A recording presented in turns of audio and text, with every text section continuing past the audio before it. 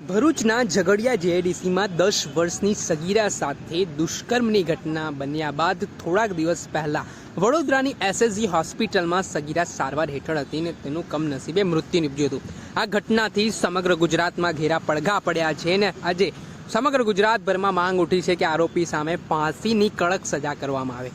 ત્યારે બીજી તરફ સરકાર દ્વારા જે મૌન ધારણ કરવામાં આવ્યું છે, કોલકાતામાં જ્યારે ઘટના બને દુષ્કર્મની ત્યારે મુખ્યમંત્રી, ગૃહમંત્રી અને મંત્રીઓ છે તે મેદાને જોવા મળતા હોય છે, પરંતુ ગુજરાતના ભરૂચમાં આ પ્રકારે જઘન્ય કૃત્યની ઘટના બની છે ત્યારે હજી પણ કોઈ પ્રતિક્રિયા સામે ના આવતા અનેક પ્રકારના તર્ક વિતર્ક જોવા મળી રહ્યા છે। ત્યારે એને લઈને સમગ્ર ગુજરાતભરમાં લોકોમાં પણ આક્રોશ જોવા મળી રહ્યો કે જેવી રીતે હેવાનિયતભર્યું કૃત્ય છે તે આરોપી દ્વારા આચરવામાં આવ્યું હતું। એટલું જ નહીં, આ મામલામાં ગઈકાલે અમદાવાદ ખાતે કાંકરિયા કાર્નિવલની શરૂઆત થઈ હતી। કાંકરિયા કાર્નિવલ દરમિયાન એક મહિલા દ્વારા પોતાનો વિરોધ નોંધાવવામાં આવ્યો અને કહેવામાં આવ્યું કે નિર્ભયાને ન્યાય આપો, જેમાં તેમણે કહ્યું કે સત્તામાં બેઠેલી સત્તા લાલચુ સરકારની માનવતાને સંવેદના મરી પરવારી છે।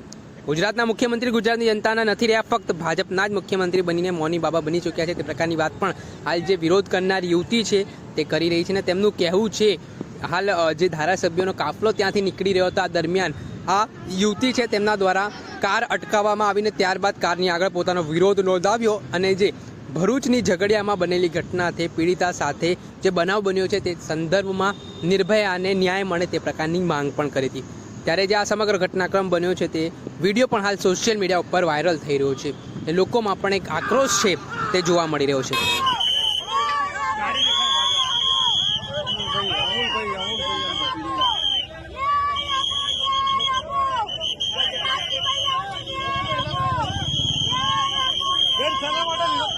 ગુજરાતની નિર્ભયાને ન્યાય આપો।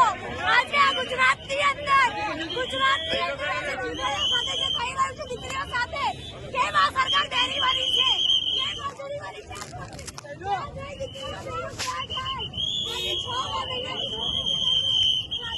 દર્શક મિત્રો, એન કવરેજ ન્યૂઝને આપ લાઇક કરી લો, સબસ્ક્રાઇબ કરી લો અને શેર કરવાનું ભૂલતા નહીં।